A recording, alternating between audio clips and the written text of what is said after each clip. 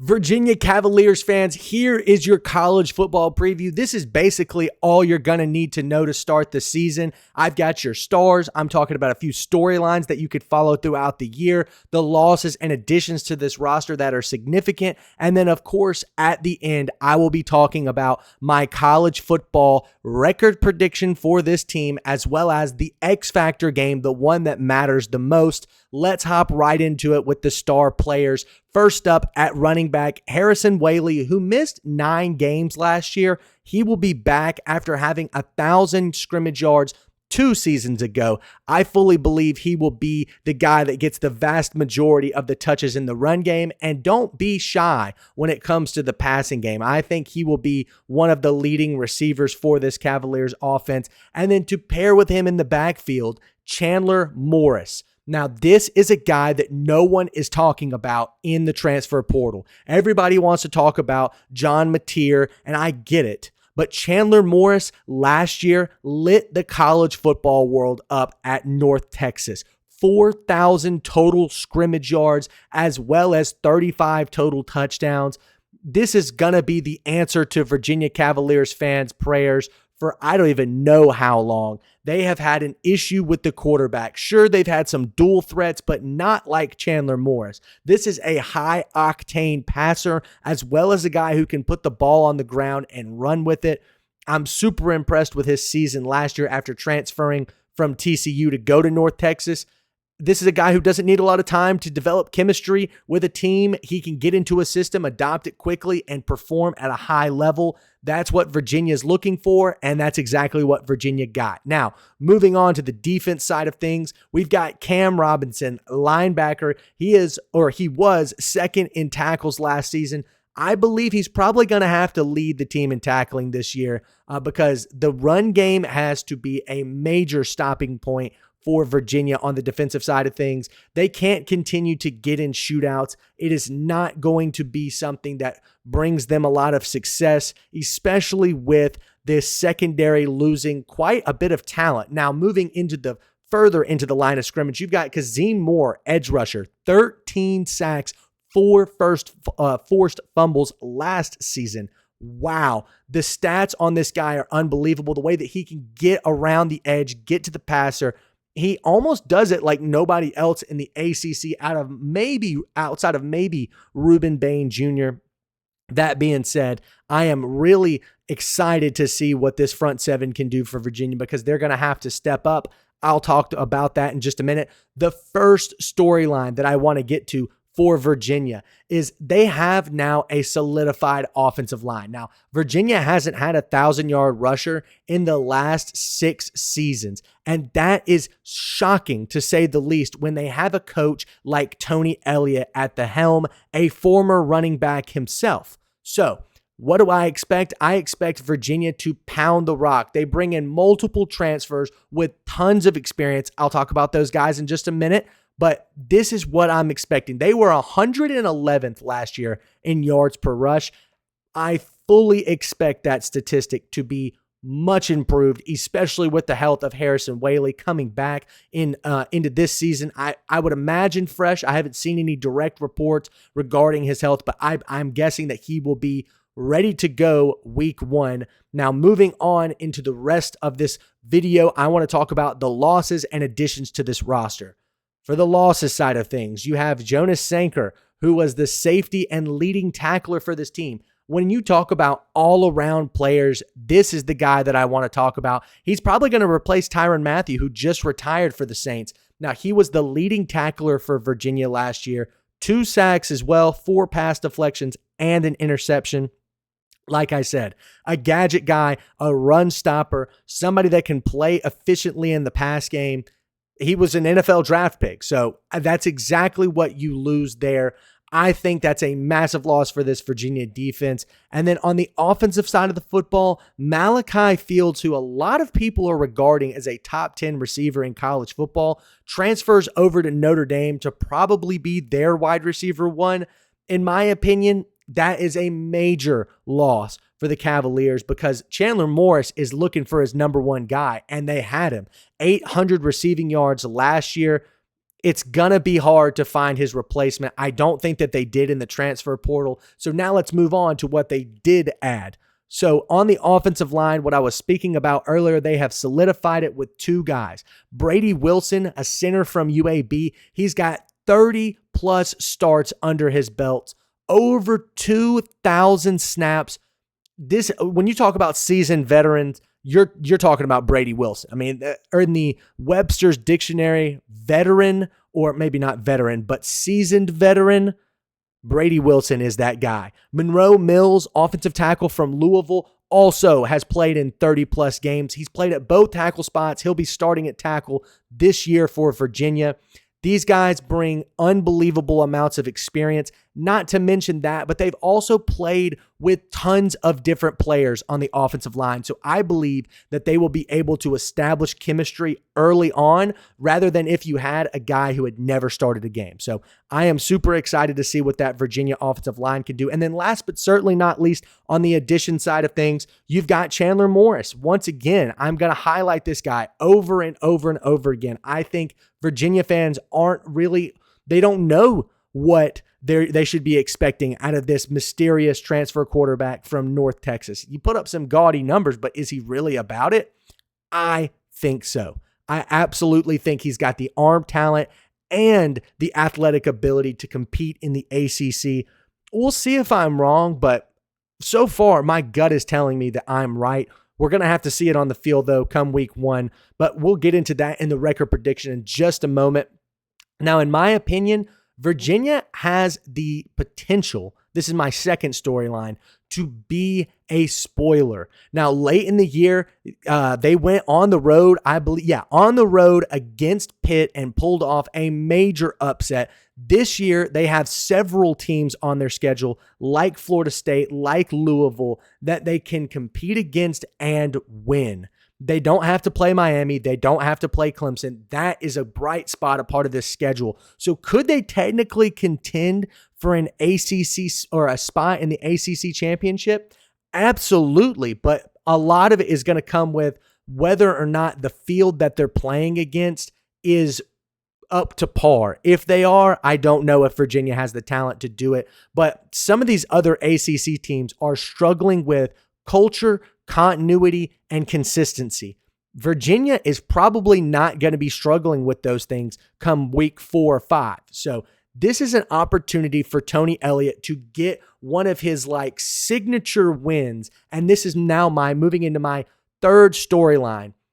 This is his make or break year. I'm going to go ahead and call it. If he underperforms in this season, I believe that Virginia will be calling for his job and that they will be on the coaching hunt in the next offseason. So this is it. And he's got to find a signature win. He has yet to have one, in my opinion. The win against Pitt was great last year, but I believe Virginia, let me double check that schedule real quick, missed their bowl game due to losing the last 3 games in a row. Notre Dame, SMU, Virginia Tech. I don't think that Tony Elliott has beaten Virginia Tech yet, so you got to beat your rival, and you have to find your signature win, especially at home. There's no better year to do it. This is year 4 for him. He does not have a winning record with the program. If there, once again, last time I'll say it, if there's any time but today, you let me know, but I don't believe so. Tony Elliott, you gotta win now. This is it. So, last but certainly not least in this video, we're going to go through the record prediction, but first, let's get into the X Factor game. In my opinion, it's Virginia Tech. At the end of the season, it's at home. The quarterback situation should be completely solved. Virginia Tech has some major losses on the defensive side of the football. I don't know how their consistency is going to go throughout the season, but maybe they're also vying for a bowl game. I think Virginia, in the spot that they're in, could potentially be 5-6, hungry for their first bowl appearance in quite some time, or for a first relevant bowl appearance in quite some time, if I might add that. So I think Virginia Tech is going to be the spot where they need to pull off an upset. Even if Virginia Tech has a great year and they're coming into Virginia and they're sleeping on them. That could be a moment there for Tony Elliott and this squad to grab momentum going into next season. So without further ado, let's hop into the record prediction and we'll see where we go from there. Week number 1, Coastal Carolina. That is a Sun Belt team who a few years ago I would have chalked up as a tough game to beat, but now with the loss of their quarterback in Grayson McCall last season to NC State, I don't think that they're cracked up to what they used to be.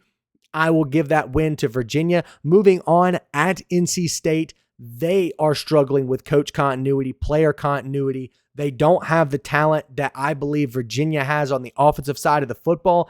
Even though that game is on the road, I like Virginia in that spot. That is going to be a win for me in my book. 2-0 start here. Tony Elliott is tip-tapping around, ready for week 3. It's William and Mary. An easy dub. That's an FCS program. That is an extremely easy win. And then hosting Stanford, who has an interim coach, a quarterback who has yet to even start a game, yet he's been in college football for at least 2 seasons, I believe.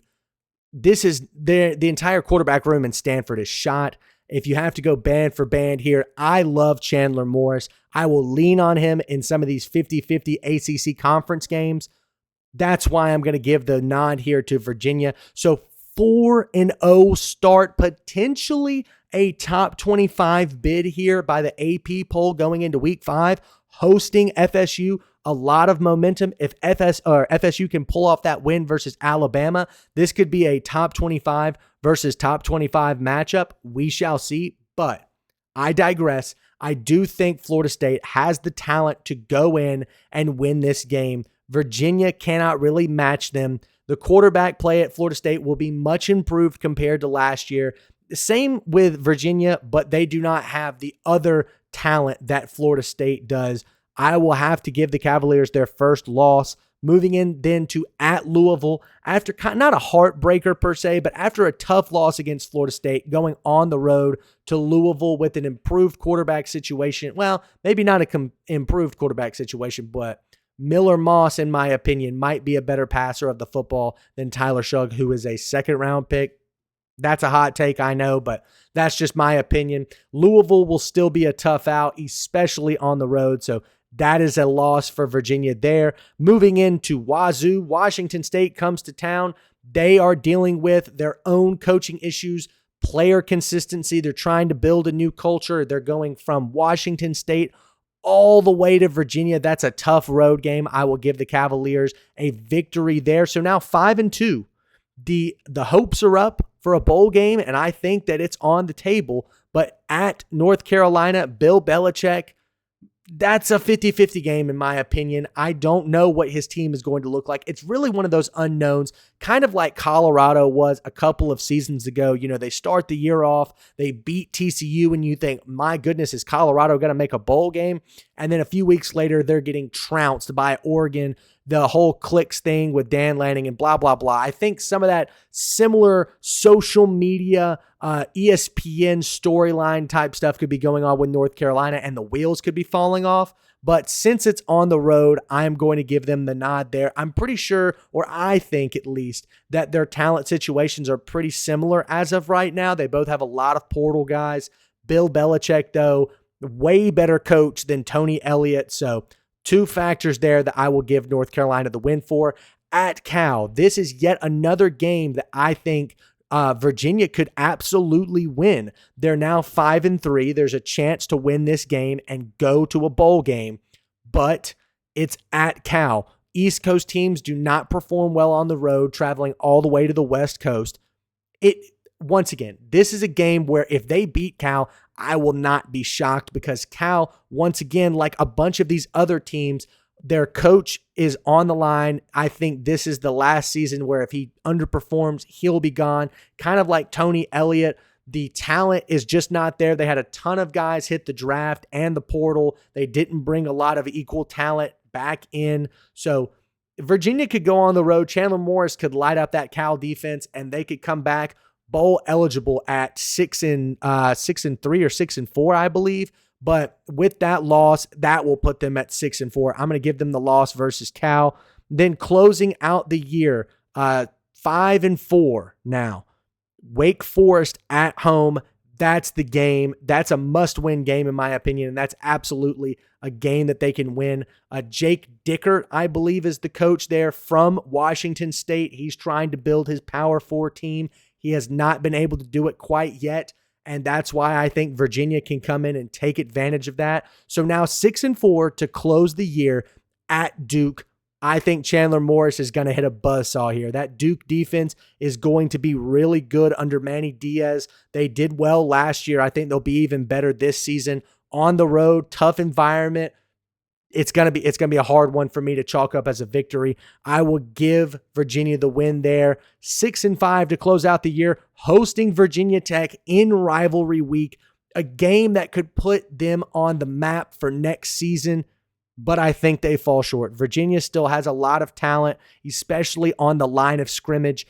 The defensive line for Virginia is not the greatest in the world, and I think that will probably end up being the X factor. Virginia Tech's going to be able to run the football, unlike Virginia.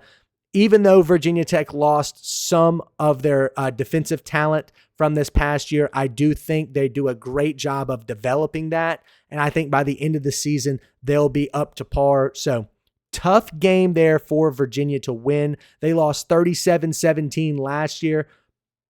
It's a winnable game for sure because it's at home, but for now, I will have them at an even 6-6, bowl eligible, and a really good season for Tony Elliott. He won the games that he was supposed to, in my opinion, but does he win them all? Or does he pull off an upset, I guess?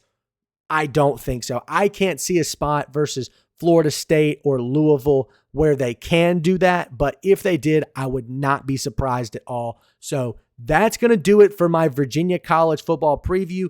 Be sure to hit the like button, the subscribe button. Thank you guys so much for watching, and we will see you next time.